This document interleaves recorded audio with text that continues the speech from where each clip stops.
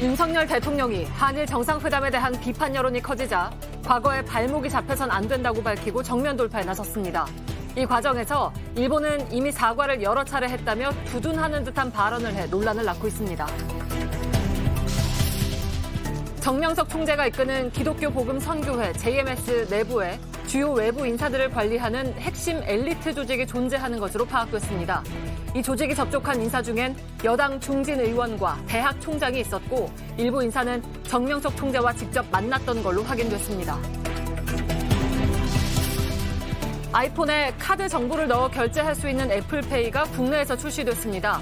오늘 오전에만 17만 명이 가입했는데 현장을 둘러보니 쓸 수 있는 데가 아직은 많지 않았습니다. JTBC 뉴스룸을 시작합니다. 한일 정상회담에 대한 여론이 좋지 않자 오늘 윤석열 대통령이 직접 나섰습니다. 국무회의 모두 발언을 통해 과거의 발목이 잡혀선 안 되며 역대 최악의 한일 관계를 내버려 둘 수도 없다고 했습니다. 한일 협력이 가져올 효과들도 구체적으로 제시했습니다. 하지만 일본의 협력은 여전히 기대일 뿐입니다. 먼저 김태형 기자의 보도를 보고 하나씩 짚어보겠습니다. 윤석열 대통령은 강제동원 해법을 결단한 배경부터 밝혔습니다. 방점은 과거가 아닌 미래였습니다. 과거는 직시하고 기억해야 됩니다.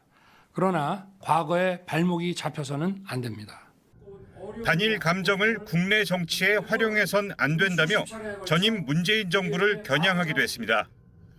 전임 정부는 수렁에 빠진 한일 관계를 그대로 방치했습니다. 저마저 적대적 민족주의와 반일 감정을 자극해 국내 정치에 활용하려 한다면 대통령으로서의 책무를 져버리는 것이라고 생각했습니다.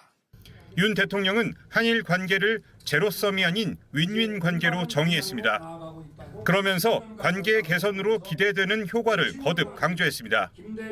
한일 관계 정상화는 결국 우리 국민에게 새로운 자긍심을 불러일으킬 것이며 우리 국민과 기업들에게 커다란 혜택으로 보답할 것입니다. 윤 대통령은 또 일본에 대한 화이트리스트 복원을 위한 법적 절차에 착수할 것을 지시했다면서 일본 정부의 호응도 뒤따를 거라고 했습니다.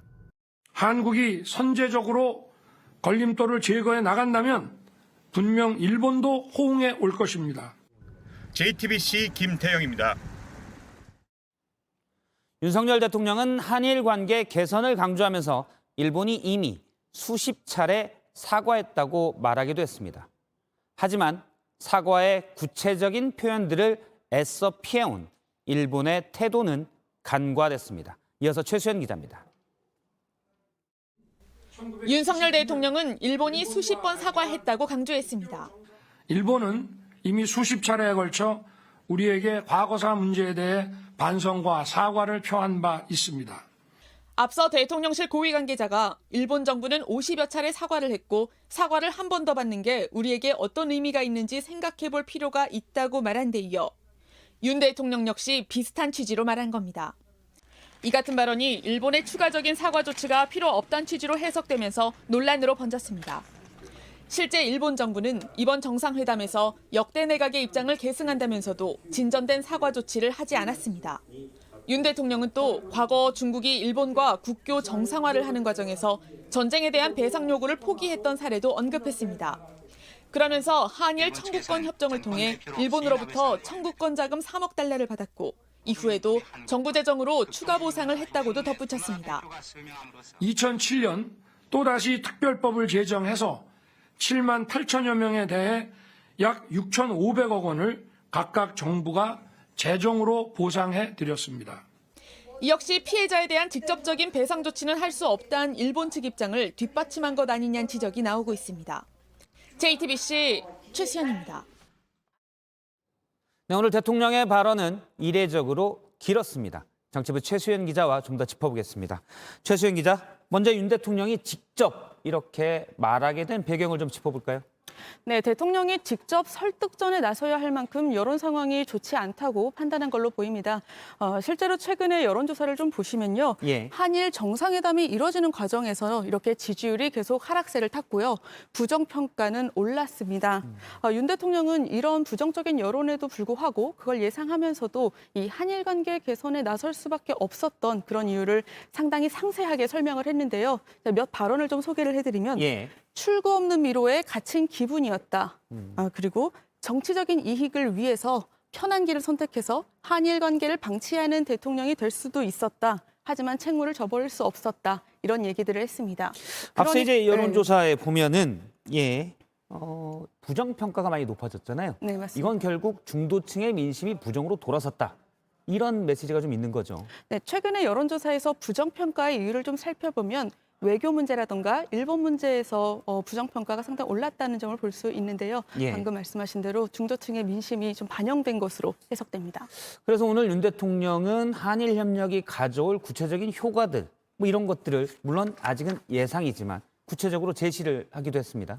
네, 특히 경제 분야에서 설명을 했습니다. 먼저 이 LNG 분야에서 협력을 할 경우에 자원 무기화에 공동 대응할 수 있다 이렇게 얘기를 했고 또 용인에 반도체 클러스터가 조성이 되는데 여기에 일본의 업체들을 대거 유치할 수 있다는 점을 강조했습니다. 예. 그러니까 구체적인 협력의 효과들을 이렇게 짚었던 겁니다. 지금 예를 들어 용인 반도체 클러스터에 일본의 이른바 부품업체들이 들어온다. 확정된 건 아니고 관계가 좋아지면 올 수 있다. 이런 맥락인 거죠? 네, 현재로서는 우리 정부가 기대하는 그런 기대 효과들입니다. 예. 네, 또 화이트리스트 문제도 짚었는데요. 이 경우도 우리 정부가 선제적으로 조치에 나설 것이고 일본도 호응할 것이다. 이렇게 얘기를 했습니다. 다만 말씀드린 것처럼 이 또한 우리 정부가 현재 기대하고 있는 대목들이기 때문에 앞으로 실질적으로 얼마나 효과가 있을지는 지켜봐야 하는 대목입니다. 물론 대통령이 국민들을 상대로 직접적으로 설득에 나섰다. 대통령 본인의 이야기를 한다는 것은 평가할 만한데 일부 발언들은 국민 정서와 좀 맞지 않다 이런 지적도 나왔습니다. 네, 윤석열 대통령은 일본은 이미 수십여 차례에 걸쳐서 우리에게 반성과 사과를 표했다라고 말을 했습니다. 예. 그런데 국민의 감정과는 다소 좀 거리가 있어 보이는데요. 최근 여론조사를 한번 보시면요. 강제동원 해법안 이후에 나왔던 여론조사입니다. 그런데 일본의 사과와 배상이 없어서 이 해법안에 반대한다라는 게 59%이고요.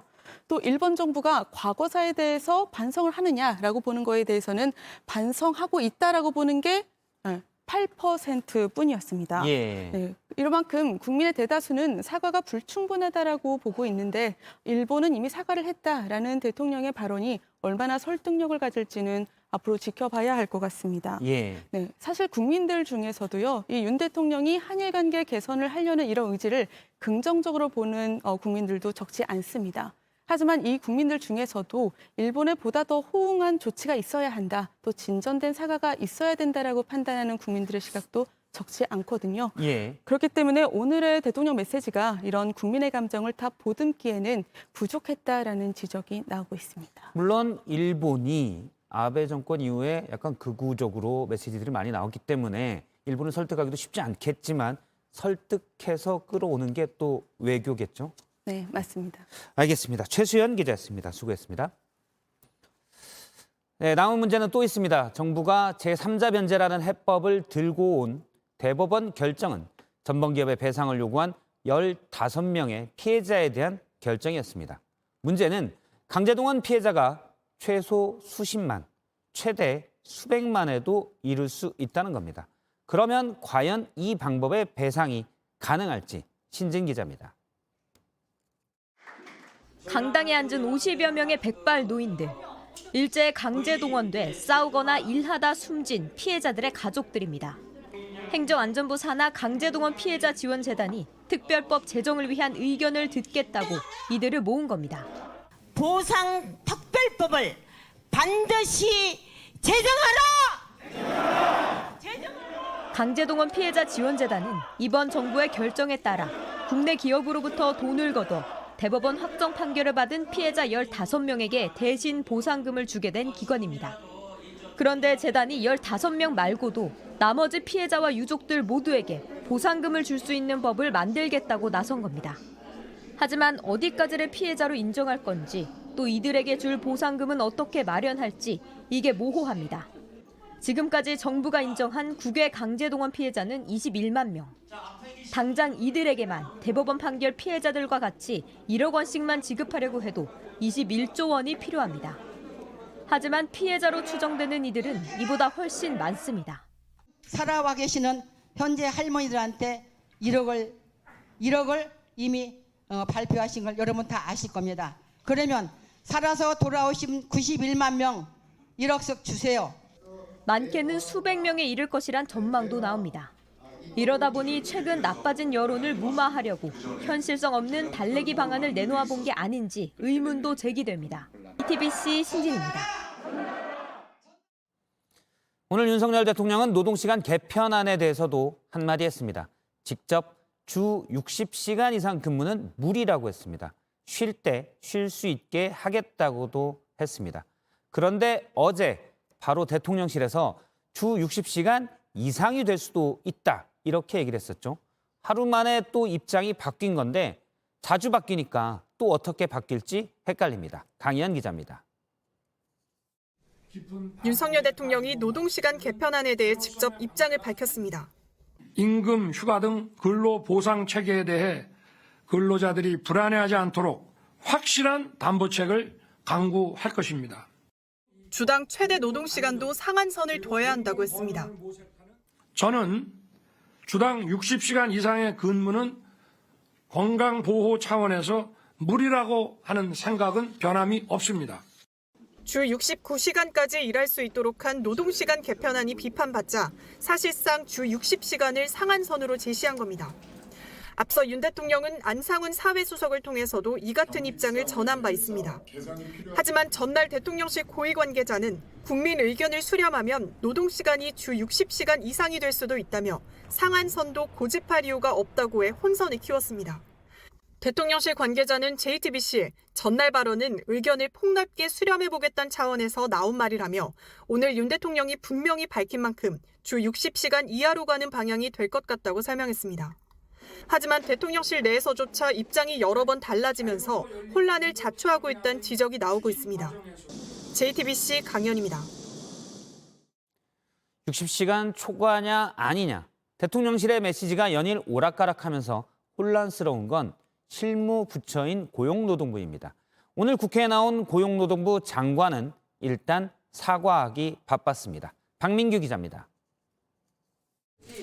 오락가락 대통령실 지시 이후 첫 사과는 장관 몫이었습니다. 이제 충분히 이 제도 개편 취지가 전달되지 못한 거에 대해서는 대단히 송구하게 생각을 하는데요. 야당은 대선 공약이자 당정이 함께 만든 정책 아니냐며 따졌습니다. 고용노동부 장관한테 독박 쓰고 책임지라고 하는 게 말이 됩니까? 자기들도 다 알았으면서. 대통령께서는 항상 노동, 건강, 생명, 안전을 챙기라고 말씀하셨는데 저희들이 많이 부족했다 싶은데 이 장관은 주평균 52시간은 유지하는 거라고 항변했습니다. 여당도 거들었습니다. 연 625시간을 해야 되는 부분을 440시간으로 줄여놓은 겁니다. 주 단위로 했던 칸막이를 없애는 대신에 고용부는 이번 주에만 이른바 MG노조를 비롯한 청년 간담회를 3차례나 잡았지만 반응은 싸늘합니다. 근로시간의 이윤화보다는 연장근로에만 너무 치중이 돼 있어. 쉴 때 쉬고 놀 때 놀고 아니면은 근로시간 선택권을 가져가고 이런 것들이 여론도 마찬가지입니다. 현업에 안 계신 분들이 좀 탁상 공론이라고 생각을 하고요. 직접 솔선수범 하셔서 먼저 해보시면 저희도 한번 고려를 해보겠습니다. 너무 자주 바뀌다 보니까 이게 도대체 어떤 게 맞는 건지 어떻게 해야 되는 건지 MZ세대 노동자 말을 듣겠다고는 하지만 이렇게 공감을 잘 못하시는 것 같아요. 고용부는 구체적인 정책 수정 방향에 대해선 입을 닫았습니다. JTBC 박민규입니다. 미 국무부가 지난해 윤석열 대통령의 비속어 논란 당시 정부 여당의 대응이 폭력적이었다는 내용의 보고서를 내놨습니다. 김건희 여사를 비방한 매체를 압수수색한 것도 언론의 자유를 침해한 사례에 포함했습니다. 워싱턴 김필규 특파원입니다. 미 국무부가 2022년 국가별 인권 보고서를 내놨습니다. A factual, objective, and rigorous accounting of human rights conditions around the world, looking at nearly 200 countries and territories. it applies the same standards to everyone, our allies and partners, and countries with which we have differences. 한국에 대해선 정부의 언론 자유 침해를 주목했습니다. 대표적으로 지난해 9월 뉴욕 유엔 총회에서 윤석열 대통령이 바이든 대통령을 만난 뒤 벌어진 비속어 논란을 꼽았습니다. 대통령이 발언을 공개한 언론을 두고 국가안보를 위험에 빠뜨렸다고 말한 것, 여당 측에서 명예훼손과 직무방해 혐의로 고소한 것 모두 폭력이나 괴롭힘 사례로 분류했습니다. 사건 당시 백악관 측은 한국과의 관계는 굳건하다며 별로 신경 쓰지 않는다는 반응이었지만 이후 한국 정부의 대응에 대해선 문제를 삼은 겁니다. 윤 대통령뿐 아니라 김건희 여사도 언론 자유 침해 사례에 포함됐습니다. 보고서는 김 여사를 비방한 유튜브 채널이 고소를 당하고 압수수색을 받았다며 개인이나 언론을 협박하고 검열하는 데 명예훼손법이 쓰이고 있다고 지적했습니다. 또 이재용 삼성전자 부회장과 신동빈 롯데그룹 회장의 사면, 대장동 사건, 곽상도 전 의원 아들이 퇴직금으로 50억 원을 받은 것 등은 모두 부패 사례로 소개됐습니다. 워싱턴에서 JTBC 김필기입니다. 쌍방울은 이재명 경기지사 시절 경기도를 대신해서 북한에 돈을 건넸다는 의혹으로 재판을 받고 있습니다. 이화영 당시 부지사가 그 사이에서 역할을 한 걸로 의심받고 있는데 저희 취재에 따르면 대북 사업이 진행될 당시 쌍방울이 이전 부지사와 그 아들에게 고급 맞춤 정장 10여 벌과 현금을 제공했다는 진술이 있었던 것으로 확인됐습니다. 박현주 기자입니다.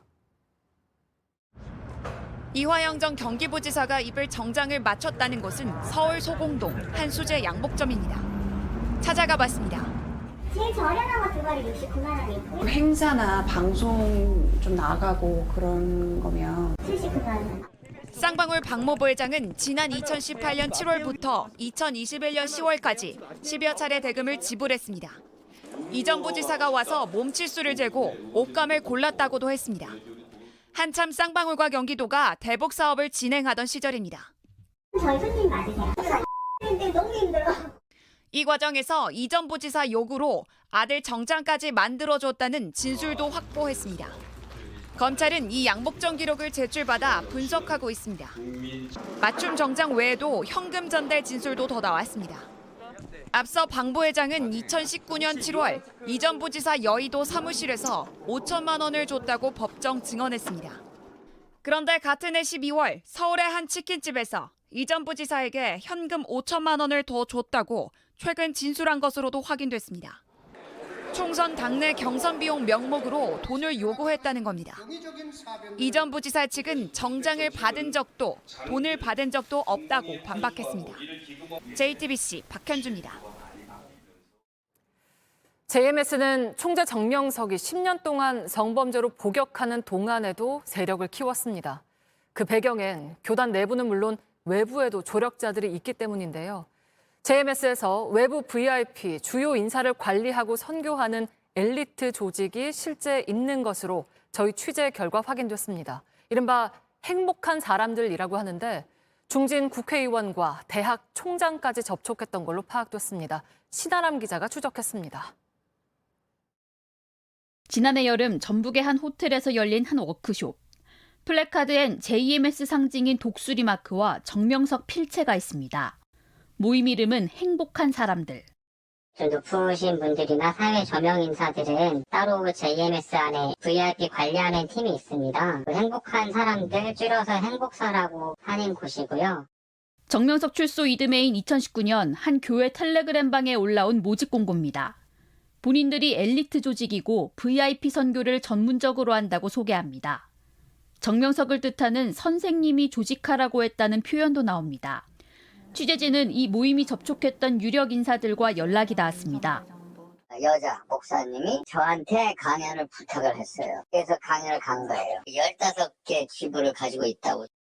지역사회에 오피니언 리더들의 모임이다라고 저한테 얘기를 해서 제가 이제 간 거죠. 모임을 통해 정명석을 직접 만난 현직 대학 총장도 있었습니다. 영적인 기운 이런 것들을 과연 과학적으로 증명할 수 있을까? 이게 궁금하다. 이제 이런 얘기를 하셨대요. 총장 측은 정 씨에게서 과학적 호기심을 풀 수 없어 그 뒤로 인연이 없었다고 해명했습니다. 해당 모임이 VIP 선교에만 그치지 않았던 정황도 포착됩니다.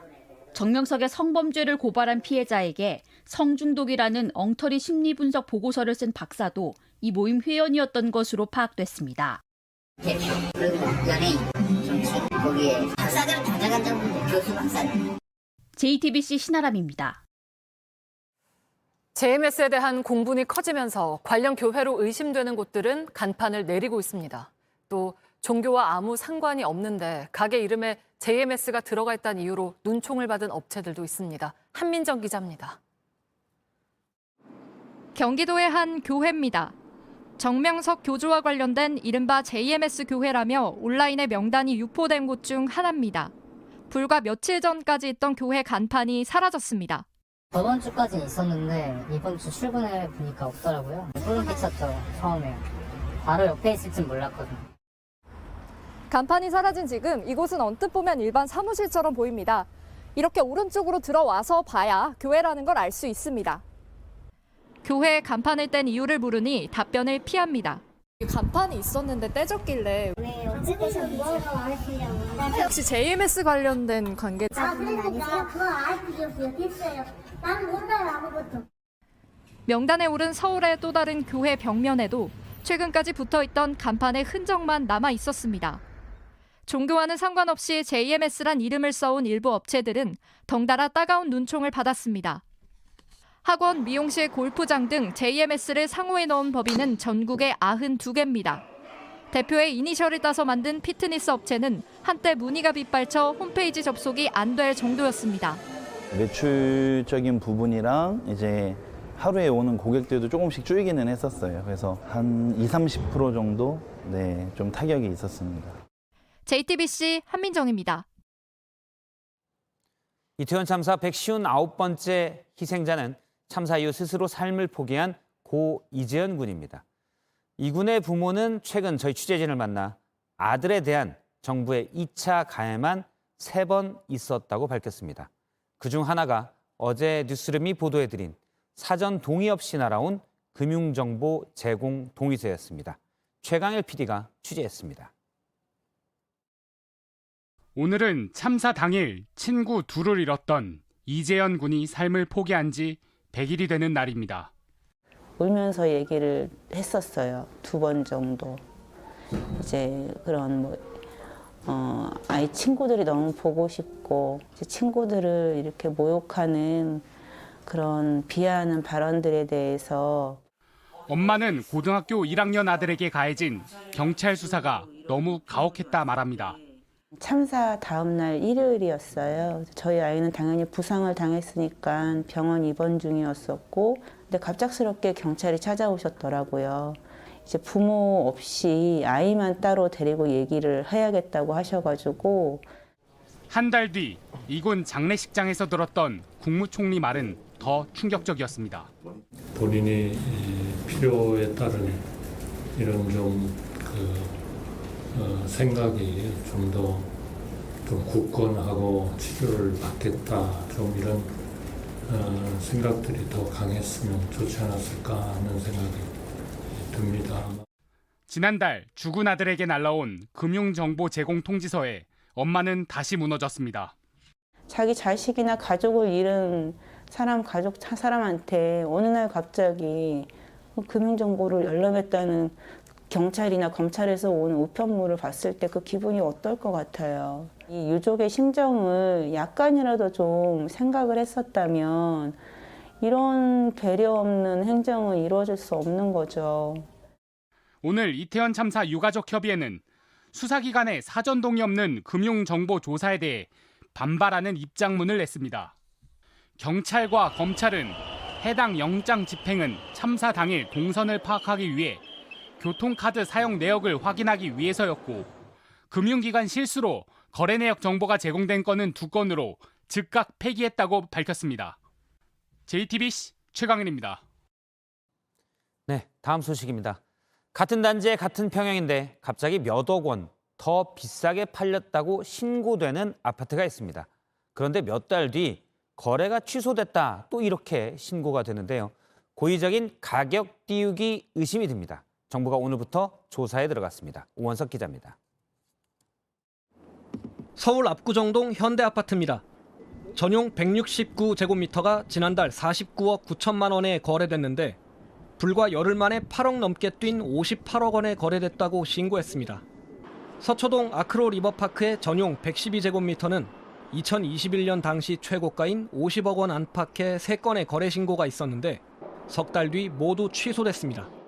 있긴 있겠죠. 이게 의심되는 물건도 물론 있을 거고요. 예전에는 제일 좀 했던 게 아크로 리버파크 확률이 높아요. 그것도 사실은 의심이시죠. 최근 2년간 이처럼 실거래가 띄우기가 의심되는 거래는 1000건을 훌쩍 넘습니다. 국토교통부는 오늘부터 이런 의심 거래를 중심으로 전국적으로 강도 높은 조사에 들어가기로 했습니다. 실제 집값이 뛴 줄 알고 비싼 가격에 집을 사서 피해를 입는 이들이 적지 않다는 판단 때문입니다. 원희룡 장관은 국민 사기 반드시 응징한다는 의지를 드러내기도 했습니다. 하지만 정부의 권한이 적어 실효성이 있을지 의문이란 의견도 있습니다. 강제 수사를 할 수 없어 거래 당사자들이 제출한 자료만 검토해야 하고 거짓으로 신고한 사실이 확인돼도 과태료 3천만 원에 그칩니다. 국회에서 처벌 규정이 논의 중이지만 이번 조사 대상에는 적용할 수 없습니다. JTBC 오원석입니다. 정부가 취약계층을 대상으로 최대 100만 원까지 긴급 생계비 대출을 해줍니다. 그런데 문제는 이자입니다. 금리가 연 15%가 넘습니다. 신용카드 현금 서비스랑 뭐가 다르냐는 비판이 나옵니다. 정원석 기자입니다. 소셜미디어에 나 스스로를 구한다는 뜻을 담은 신조어 내구제란 글자를 쳐봤습니다. 소액 대출해준다는 광고 문구가 우수수 튀어나옵니다. 이런 곳에서 돈을 빌리게 되면 보통 자신의 명의로 핸드폰을 개통해주고 50만 원 이상을 받을 수 있는데요. 대신에 휴대폰 비용과 소액 결제 비용으로 배 이상을 갚아야 할 수도 있습니다. 고금리 시절엔 취약계층이 돈 빌리기가 어렵기 때문에 배보다 배꼽이 더 큰 불법 사금융이 더 기승을 부립니다. 금융감독원에 들어온 피해 신고는 3년 새 배 이상으로 늘었습니다. 금융위원회는 이런 피해를 막기 위해 한도 100만 원인 긴급 생계비 대출을 내놓기로 했습니다.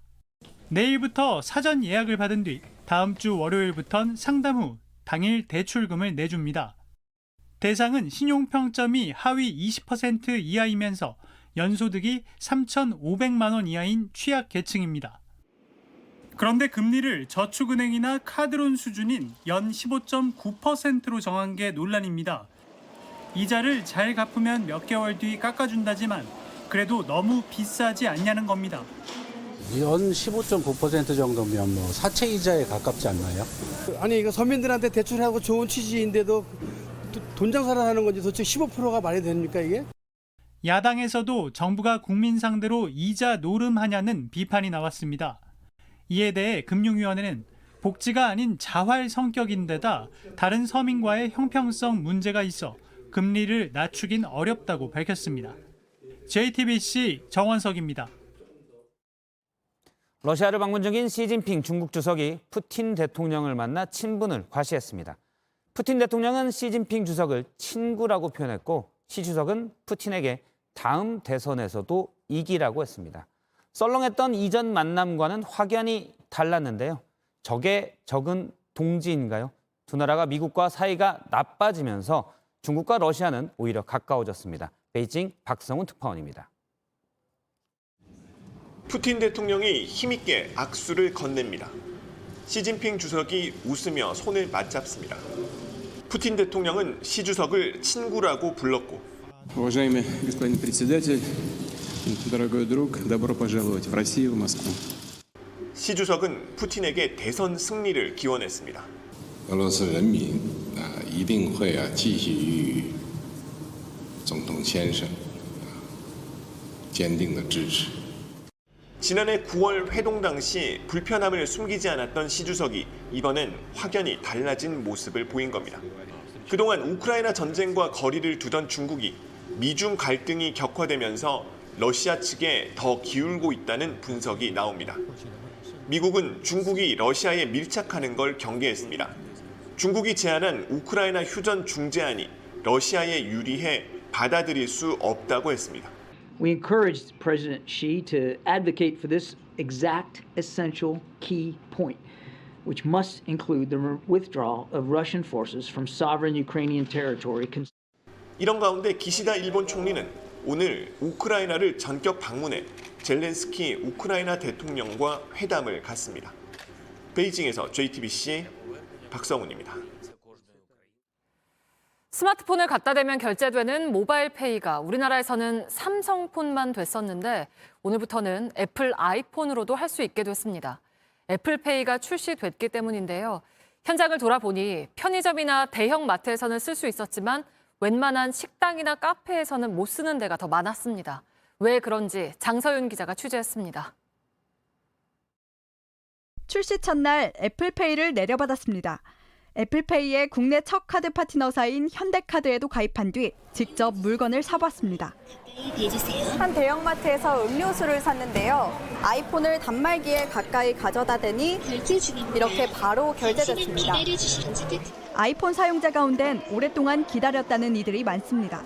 이제 삼성페이도 진행이 되는데 애플도 이제 들어오면 좋지 않을까라는 생각을 했었습니다. 현대카드에 따르면 오늘 오전에만 17만 명이 애플페이에 가입했습니다. 국내 아이폰 사용자가 1,200만 명이 넘는데 가입자가 얼마나 늘지는 쓸 수 있는 곳이 얼마나 많아지냐에 달렸습니다. 현재 애플페이는 편의점과 대형마트, 백화점 그리고 몇몇 커피 전문점이나 빵집에서만 쓸 수 있습니다. 근거리 무선통신 NFC 단말기가 있어야 하는데 이걸 깐 카드 가맹점이 전체의 10%가 안 되기 때문입니다. 단말기를 새로 도입하려면 가맹점주가 약 20만 원의 비용을 부담해야 합니다. 아직은 찾으시는 분이 거의 없어서 저희는 아직은 잘 모르겠어요. 티머니 같은 교통카드 업체와도 제휴를 못 맺었기 때문에 아직은 교통카드로는 쓸 수 없습니다. 하지만 애플 측은 애플페이를 쓰려는 소비자가 많기 때문에 단말기가 빨리 보급될 거라고 기대합니다. 이럴 경우 삼성 63%, 애플 34%인 스마트폰 시장 판도에 영향을 줄지도 관심입니다. 삼성페이를 쓰는 갤럭시 이용자 가운데 아이폰으로 갈아타는 이들이 생길 수 있다는 전망이 나오기 때문입니다. JTBC 장서윤입니다.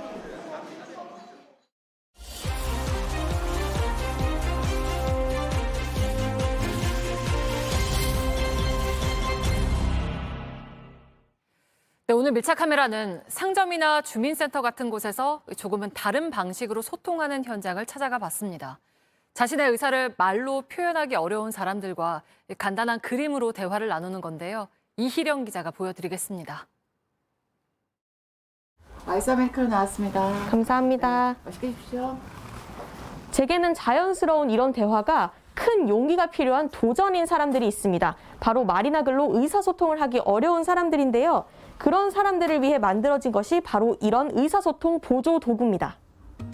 AAC라고 불리는 책자에는 간단한 그림과 필요한 표현이 실려 있어 하고 싶은 말을 쉽게 전달할 수 있습니다.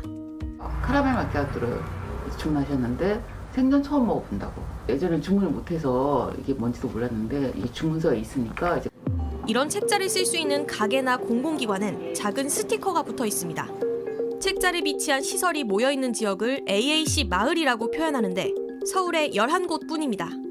언어장애가 있는 우미연 씨가 음료를 주문해보기로 했습니다. 아메리카노, 아이스로 한 잔이요. 손으로 그림을 하나하나 가리키며 원하는 걸 표현합니다. 화장실 위치도 물을 수 있습니다. 화장실 2층에 여기로 올라가시면 되세요. 그래서 핸드폰이나 이런 메모지를 통해서 했는데 의사소통이 조금 편해졌어요. 지적장애인 김성애 씨는 빵집에 갔습니다. 계산해주세요. 얼마예요? 손가락으로 가리키고 봉투와 영수증까지 꼼꼼히 챙깁니다. 네, 비닐로 100원 추가되세요? 그런데 한 가지 문제가 생겼습니다. 현금 결제세요? 카드 결제세요?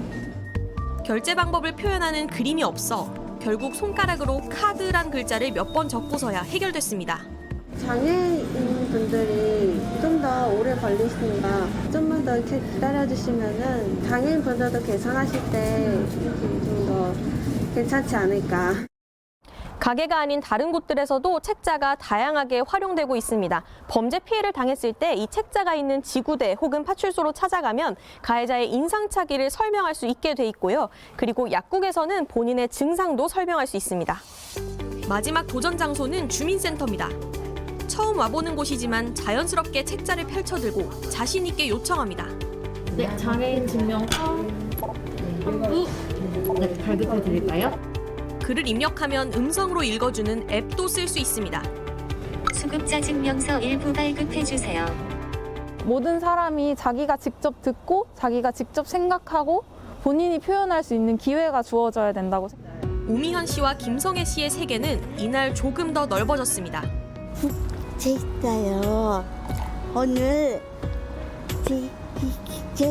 책에서 잘 책에서서 고맙습니다. 고-마-워. 이 세 음절을 표현하는데도 더 오랜 시간이 걸리는 사람들. 이 책자가 입이 되어주는 사람들을 혹시 만나신다면 천천히 기다려주시고 눈을 맞춰주세요.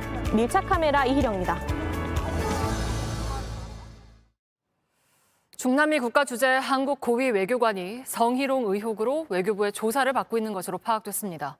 외교부는 해당 외교관의 중징계를 요구하는 절차를 진행하면서 국내 소환 결정을 내렸습니다. 송우영 기자입니다. 중남미 국가에 나가 있는 한국 고위 외교관 A씨는 최근 현지에서 여직원을 성희롱한 의혹을 받고 있습니다. 사건을 인지한 외교부는 성폭력 고충 심의위원회를 열어 조사를 진행하고 중앙징계위원회에 징계 의결을 요구한 걸로 파악됐습니다. 정부 관계자는 진상조사 절차가 이미 상당 부분 진행됐고 성비위 혐의가 어느 정도 입증된 걸로 알고 있다고 설명했습니다. 지금 하고 통화해서 어려우실 것 같고요. 어떻게 좀 연락을 취할 수 있을까요? 혹시 무슨 일 때문에 그러시죠? 외교부는 A씨에 대해 국내 소환 결정도 내린 걸로 확인됐습니다. 이르면 이번 주 안에 돌아오라고 통보하기로 하고 대통령실의 결재를 기다리고 있는 걸로 전해졌습니다. 외교부는 중앙징계위원회에 중징계 의결이 요구된 고위 외교관은 예외 없이 본부 귀임 조치를 하고 있다고 밝혔습니다. 또 사건을 인지한 즉시 가해자와 피해자를 분리하는 조치도 했다고 덧붙였습니다. A씨는 JTBC와의 통화에서 아직 조사 절차가 끝난 게 아니라 입장을 밝히기가 어렵다고 말했습니다. JTBC 송우영입니다. 오늘 새벽 40대 딸이 운전하는 차량에 60대 엄마가 치여 숨졌습니다. 운전대를 잡은 딸은 만취 상태였습니다. 조승현 기자입니다. 아직 어두운 새벽 시간 아파트 단지 안에 경찰이 출동했습니다. 구급차는 환자를 싣고 급히 출발합니다. 40대 장모 씨가 몰던 SUV 차량에 60대 여성이 치였습니다. 언덕 위 모퉁이에서 차에 치여 쓰러진 피해자는 약 20m 아래 이 지점까지 끌려 내려왔습니다.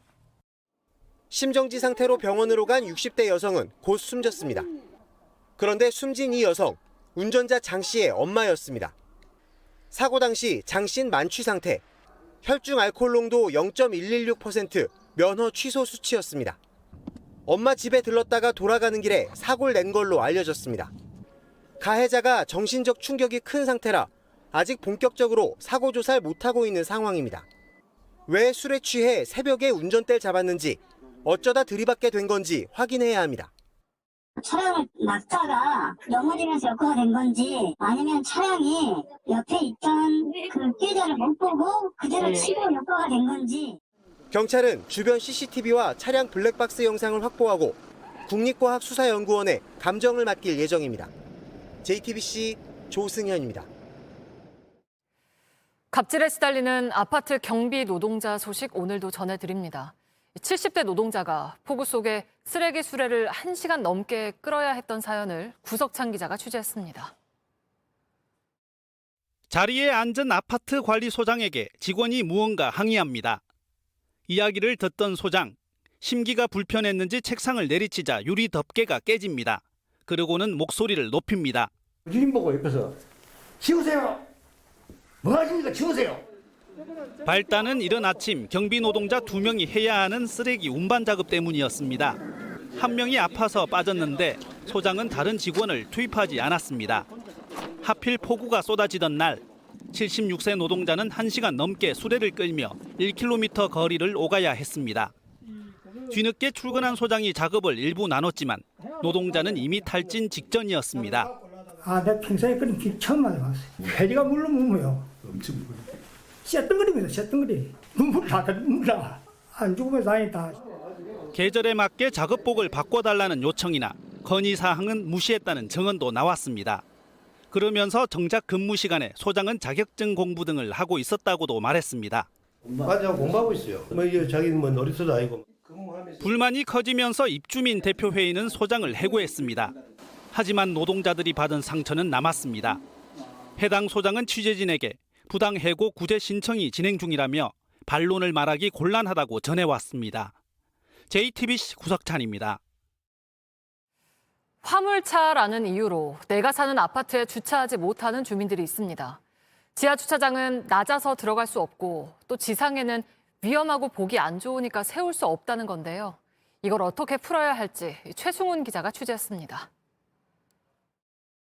아파트 단지 진입로 앞을 1톤 화물차가 막고 서 있습니다.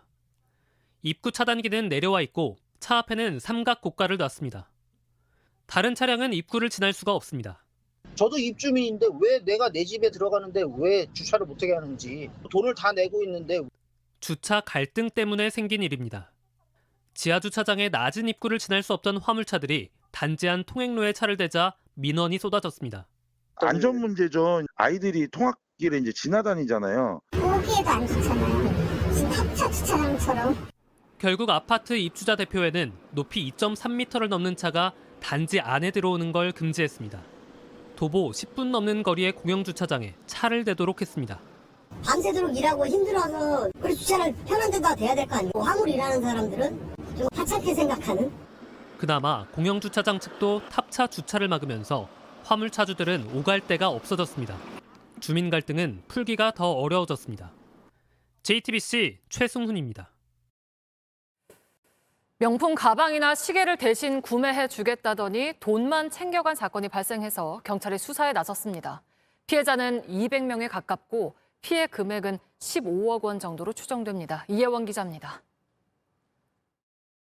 회원수 약 40만 명의 명품 구매 대행 온라인 카페입니다. 30대 A씨는 지난해 말 이곳에서 활동하던 구매 대행업자 이모 씨에게 360만 원을 주고 가방을 주문했습니다. 하지만 넉 달이 지나도록 가방을 받지 못했습니다. 물건 지금 입고 기다리고 있다 이런 식으로 시선을 끄셨고. 비슷한 사례가 계속 나왔습니다. 1,650만 원을 현금으로 세관에서 물건을 잡혀서 못 들어온다. 이 씨는 문제가 불거지기 직전까지도 주문을 받았습니다. 23년 2월 21일 날 에르메스 가방 1,030만 원에 구입했고요. 피해자들은 해당 온라인 카페를 통해 문제를 제기했지만 이 씨에 대한 조치가 없었다고 주장했습니다. 이게 글 자체가 잘 보이지 않는 대로 이동이 됐다거나. 문제를 해결하고 있다던 이 씨는 지난 20일 사업자 폐업 신고를 했습니다. 안에 계세요. 피해자들은 어제 이 씨를 경찰에 고소했습니다. 피해자는 약 190명, 피해 금액은 15억 원으로 추정됩니다. 대행할 수 있는 능력이 없는 상태에서 돌려막기 형태로 운영하고 있다고. 카페 운영자는 오늘 카페에 피해자와 합의점을 찾고자 고심 중이라고 밝혔는데 취재진과 연락은 닿지 않았습니다. 구매 대행업자 이 씨는 문자 메시지를 통해 해결 중이라고만 답했습니다. JTBC 이혜원입니다. 맥주의 본 고장인 독일에 분말 맥주가 등장했습니다. 액체로만 유통되던 맥주가 가벼운 가루로도 팔릴 수 있다는 건데 맛도 그대로일지 모바일 D 이슈 시작합니다.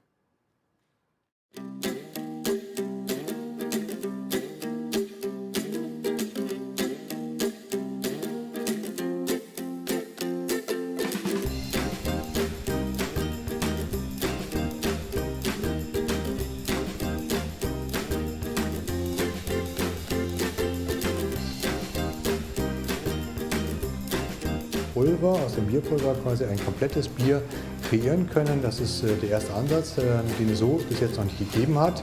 Das bedeutet eben, dass wir den kompletten Transport einer normalen Flasche substituieren können durch das Bierpulver. Normalerweise war es eben früher so.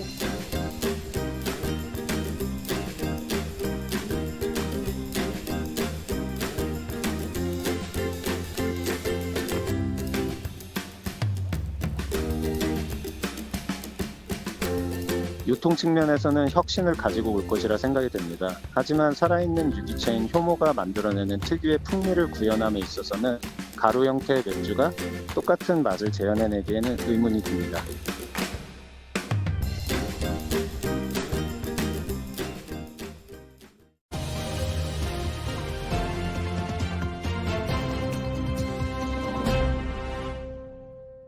오늘 대통령이 혼돈의 69시간에서 강조한 건 일단 쉴 때 쉴 수 있도록 보장하겠다는 겁니다. 들어보겠습니다. 임금, 휴가 등 근로 보상 체계에 대해 근로자들이 불안해하지 않도록 특히 노동시장의 이중구조가 만연한 우리 사회에서 노동약자들이 불안해하지 않도록 확실한 담보책을 강구할 것입니다. 몰아서 일하고 쉴 때 쉬자 말은 좋았지만 이 개편안의 논란은 크게 두 가지였습니다. 지금도 일이 많은데 너무 많이 일하면 아프거나 심하면 죽는다. 또 과연 쉴 때 쉴 수 있겠느냐. 특히 공감 가는 건 과연 쉴 수 있겠느냐였습니다. 장관은 요즘 MZ세대들은 할 말 한다며 다르다고 했지만 장관이 잘 모르시는 말씀입니다.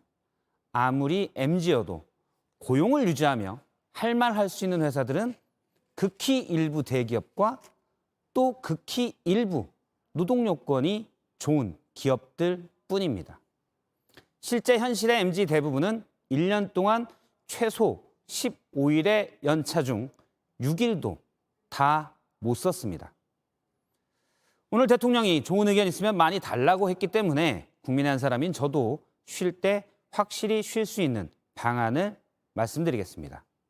현재는 연차를 못 가면 통상임금을 주거나 또는 안 줄 수도 있는데 만약 쉴 때 못 쉴 경우 무조건 쓰지 않은 연차로 계산하고 그 3배를 주는 겁니다. 단언컨대 대부분의 기업들이 쉬게 할 겁니다. 만약 3배 보상도 안 해주고 쉬게도 못한다. 그러면 압수수색 들어가면 됩니다. 이쯤에서 오늘 대통령의 말을 한번 다시 보겠습니다. 우리 사회 노동개혁의 첫째 과제는 노사 법치의 확립이다. 맞습니다. 법치는 노도 또 사도 함께 지켜야 합니다. 다시 보겠습니다. 짜릿한 우승의 순간 그 기쁨을 온몸으로 표현했죠. 얼마나 소리를 크게 질렀는지 오늘 귀국한 안세영의 목은 다 쉬었습니다. 때리면 너무 많이 악을 질렀더니 그런가 목이 다 쉰 것 같습니다. 전형 오픈 결승에서 만난 중국의 천이페이도 안세영의 플레이와 침착함을 칭찬했는데요. 고비가 올 때마다 현지 팬들의 응원에 힘을 많이 받았다며 감사한 마음을 전했습니다. 고비가 있을 때마다 그런 응원이 정말 큰 도움이 되거든요. 세영, 세영, 안세영 막 이러면서. 공을 건네받은 코브레살의 골키퍼 레케나 골라인에서 뻥 찼는데 어디까지 가는 걸까요? 네, 상대 골키퍼를 지나치는데 잡아보려고 급하게 뒷걸음질을 쳐봤지만 소용이 없었습니다. 골키퍼가 골을 넣은 상황, 골대와 골대 사이 거리는 101m입니다. 그래서 최장거리골로 기네스북에 오를 수도 있다는데요. 레케나는 기뻐하면서도 득점할 생각은 아니었다고 머쓱해했습니다. 네, 기상센터입니다. 내일은 유엔이 정한 세계 물의 날인데요. 이 수질 오염과 물 부족이 심각해지는 것을 되새기기 위해서 정한 날입니다. 최근 들어 역대급 가뭄으로 물이 부족한 곳이 늘고 있는데요. 우리나라 같은 경우 전남 지역에서 지난해부터 가뭄이 이어지고 있습니다. 오늘 기준으로 전남의 전체 평균 저수율은 53%로 평년에 미치지 못하고 있고요. 지역 안에서도 차이가 큰데 한평 송산제의 저수율은 6%에 불과합니다. 본격적인 농사철을 앞두고 물을 비축하는 시기라 앞으로가 더 걱정입니다. 자, 물의 도시라는 이탈리아 베네치아도 상황이 안 좋습니다. 베네치아의 조수 수위가 낮아지면서 지난달에 수상 택시와 곤돌라의 운영이 중단됐습니다. 중국 양쯔강에선 지난해 여름 최악의 가뭄으로 강바닥이 드러나면서 600년 만에 불상이 발견되기도 했습니다. 자, 이렇게 극한의 날씨가 나타나는 원인으로 지목되는 게 지구온난화로 인한 기후변화라고 볼 수가 있는데요. 이를 기후변화에 관한 정부 간 협의체가 6차 보고서를 내놨습니다. 지금처럼 온난화가 계속된다면 당장 10년 뒤엔 지구 평균 기온이 지금보다 1.5도 상승하고 2100년엔 최대 4.4도까지 오를 것이라고 경고하기도 했습니다. 자, 이어서 자세한 내일 날씨 전해드립니다. 자, 절기상 충분인 오늘은 서울 낮 기온이 21.9도까지 올랐는데요. 내일은 서울이 24도까지 오르면서 5월 중순에 해당하는 봄 날씨가 예상됩니다. 따뜻한 날씨 속에 내일 수도권 중심으로 여전히 공기 질이 탁하겠습니다. 내일은 전국이 대체로 흐리겠는데요. 또 비 소식이 있는데 양이 많지는 않겠습니다. 제주도에선 오전부터, 남부지방 내일 저녁부터 비가 좀 내리고 충청권에서는 자정 무렵에 빗방울이 떨어지는 곳이 있겠습니다. 기온 보시겠습니다. 아침 기온은 서울 9도, 대전 8도 등 오늘보다 3, 4도 높겠습니다. 낮 기온은 서울 24도, 전주 23도, 대구 22도 등 오늘보다 2, 3도 오르는 그런 날씨가 예상이 됩니다. 하지만 주 후반엔 다시 기온이 떨어지면서 주말 이후엔 내년 이맘때 날씨를 되찾겠습니다. 지금까지 기상센터였습니다. 네, 오늘 뉴스룸은 여기까지입니다. 시청해주신 여러분 고맙습니다.